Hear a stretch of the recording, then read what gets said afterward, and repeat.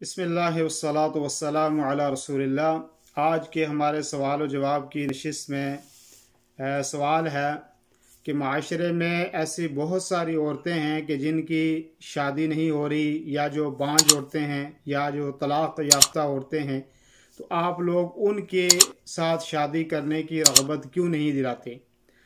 दुरुस्त बात और सही बात यह है कि कोई शक नहीं इसमें कि शरीयत भी ये कहती है और ख़ुद नबी करीम सल्लल्लाहु अलैहि वसल्लम का अमल भी ये साबित है कि आपने उन औरतों के साथ निकाह किया कि जो औरतें बेवा थीं।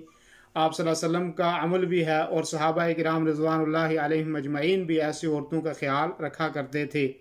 तो कोई शक नहीं इसमें कि शरीयत में जो इजाज़त दी है कि जो बेवा औरतें हैं उनके साथ भी इंसान शादी करे, और ऐसे ही जो तलाक़ याफ्ता औरतें हैं उनके साथ भी शादी करे।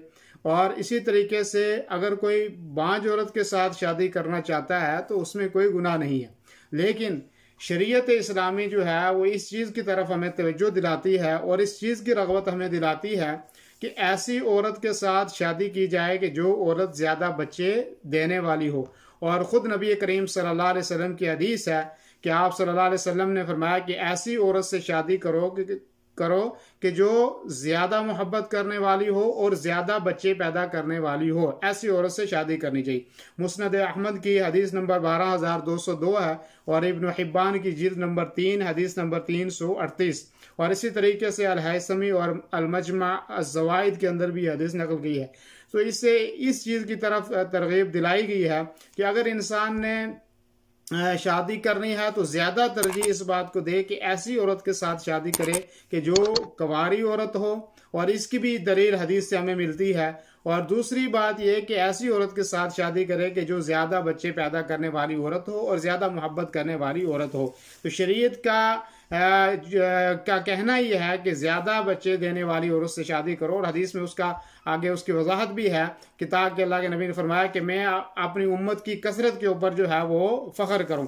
और इसी तरीके से हज़रत माक़ल बिन यसार की एक रिवायत है कि एक शख्स आया कि वो कहने लगा कि नबी करीम सल्लल्लाहु अलैहि वसल्लम, मुझे एक ऐसी औरत ने निकाह का पैगाम दिया है जो हसब व नसब वाली भी है, खूबसूरत भी है, और क्या मैं उसके साथ, लेकिन उसके अंदर एक वजह है कि वो औरत बांझ है, तो क्या मैं ऐसी औरत से शादी कर सकता हूं। तो नबी करीम सल्लल्लाहु अलैहि वसल्लम ने फरमाया कि आप शादी ऐसी औरत से करो कि जो ज़्यादा बच्चे देने वाली और ज़्यादा मोहब्बत करने वाली हो।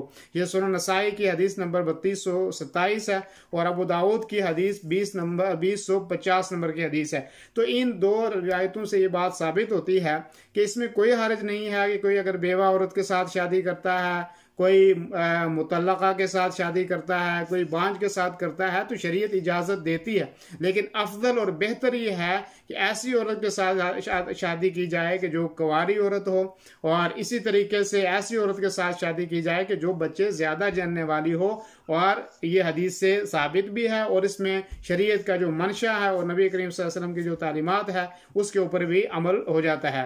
जज़ाकुमुल्लाह खैर व सल्लल्लाहु वसल्लम अला नबीना मुहम्मद व अला आलिहि व सहबिहि अजमईन। अगर आप मुझे यूट्यूब पर देख रहे हैं तो हमारे MYM इस्लामिक चैनल को ज़रूर आप सब्सक्राइब करें। अगर आपका कोई सवाल या मसला है तो हमें कमेंट ज़रूर आप कर सकते हैं। वस्सलामु अलैकुम व रहमतुल्लाहि व बरकातहू।